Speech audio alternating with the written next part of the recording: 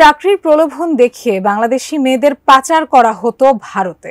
সেখানে পৌঁছানোর পর তাদের জোরপূর্বক পতিতাবৃত্তিতে বাধ্য করা হতো।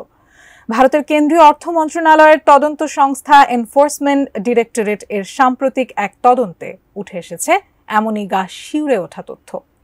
বিস্তারিত জানাচ্ছেন আরিফ হাসান।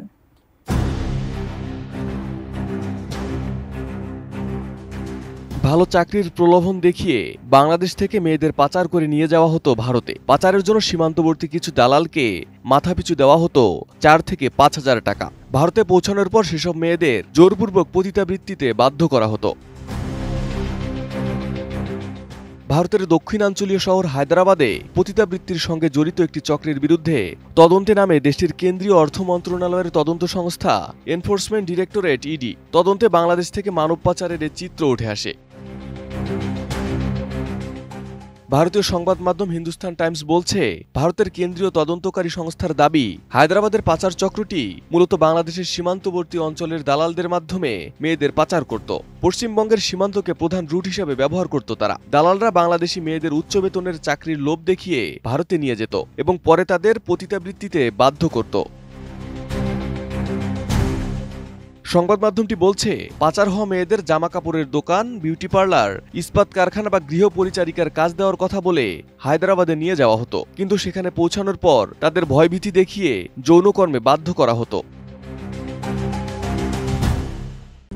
RICL TMX, যুগের পর যুগ স্থাপনা থাকে মজবুত। এই মানব পাচার চক্রের সন্ধান পাওয়ার পর তেলেঙ্গানা পুলিশ 2টি পৃথক এফআইআর দায়ের করে তদন্ত শুরু করে। এরই ধারাবাহিকতায় এনআইএ ও ইডি আর্থিক লেনদেনের দিকটি খতিয়ে দেখতে তদন্তে নামে। ইডির বিবৃতিতে জানানো হয়, তদন্তের অংশ হিসেবে 1,90,000 টাকার সম্পত্তি বাজেয়াপ্ত করা হয়েছে। ইতোমধ্যে এনআইএর বিশেষ আদালত মানব পাচারের একটি মামলায় 6 আসামিকে যাবজ্জীবন কারাদণ্ড দিয়েছে। ইডির তদন্তে বেরিয়ে এসেছে, পাচারের কাজে অর্থ লেনদেনের জন্য বিভিন্ন ব্যাংক অ্যাকাউন্ট ও অনলাইন ওয়ালেট ব্যবহার করা হতো। দালালদের টাকা পাঠাতে কখনো বাংলাদেশের মোবাইল ব্যাংকিং সেবা বিকাশ ব্যবহার করা হতো। সন্দেহ এড়াতে ছোট ছোট অঙ্কে ভাগ করে টাকা লেনদেন করা হতো। কখনো কখনো নগদেও লেনদেন হতো। এই মানব পাচার চক্রের বিরুদ্ধে অভিযান চালিয়ে অনেককে গ্রেপ্তার করা হলেও ইডির দাবি এখনো সক্রিয় রয়েছে চক্রটি। পাচারের জন্য নতুন নতুন কৌশল অবলম্বন করছে তারা। সীমান্ত দিয়ে অবৈধভাবে মেয়েদের পার করে ভারতে নিয়ে যাওয়া প্রক্রিয়া অব্যাহত রয়েছে বলে জানিয়েছে তদন্তকারী সংস্থাগুলো।